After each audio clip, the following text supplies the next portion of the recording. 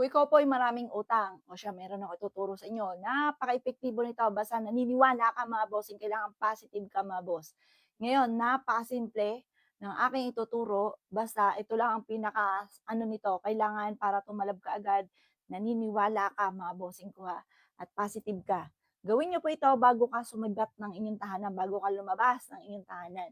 Kumuha ka po ng kutsara, o malamang may kutsara kayo mga bossing. Ngayon mga bossing ko, ang gagawin po ninyo sa harapan ng inyong tahanan sa may main door, ngayon 5 beses niyo na gaganyanin. At kada bagsak sa palad po ninyo, nagwi-wish po kayo. Sabihin niyo po, magkakaroon ako ng maraming pera. Magkakaroon ako ng sariling negosyo na dito na ako yayaman. Tapos, gagaling na ako, kami, na miyembro ng pamilya sa aming karamdaman. Pagkatapos, ano pa ba? Bahala na po kayo. Kaya, mananalo ako ng limpak-limpak na salapi. Or kaya po, ano pa ba? Bahala na po kayo mag-wish ng lahat ng gusto po ninyo. Basta 5 wishes tuwing umaga na gamit itong inyong metal mga bossing ko na kutsara. Magwi-wish kang ganyan. Pagkatapos po, kini-claim ko na ang swerte. Tapos, iwanan niyo na po ito, umalis ka na mga boss. Bukod sa panalangin ng time team. Mapapansin ninyo, good for 3 days, may magandang balita na paparating sa mga winishes po ninyo. Basta ugaliin lang po ninyo ito at makakapansin ka na mas gagaan yung daloy ng swerte. Ang pagsasabi or salitain ng mga magagandang salitain ay makakatulong upang sa gano'n mas lumevel up ang swerte po ninyo.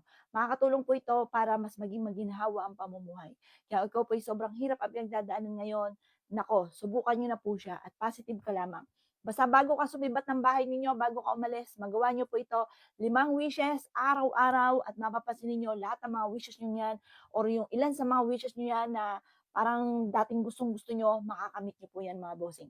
Ang metal mga bossing ko, ito po ay nagtataboy ng mga bad spirit, nagtataboy po ito ng mga makukulam, nagtataboy po ito ng mga taong inggitera. Ang metal mga bossing, ayaw po niya ng mga tao na gumagamit ng kaliwa ang metal. Kaya takot diyan ng mga bad spirit sa metal.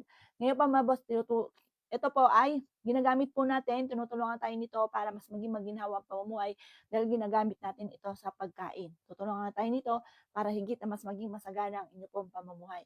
O siya, kung never nyo pa itong di nagagawa mga bossing ko, subukan nyo po ito sa pamamagitan ng kutsara. Malamang lahat naman po tayo ay may kutsara, di ba mga bossing? Hindi ka na mag-iisip, ay paano kaya yun, wala ako ganito, wala ako ganyan.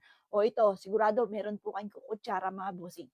Gawin nyo po ito, araw-arawin nyo po siya, 5 wishes tuwing umaga mga boss, at ito po yung makakatulong. Sa silangan ka haharap ha, importante yung kung saan ka nakaharap.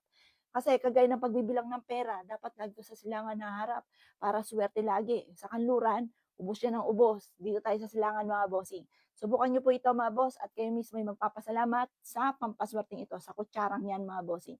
O siya mga boss, good luck po sa iyo po lahat.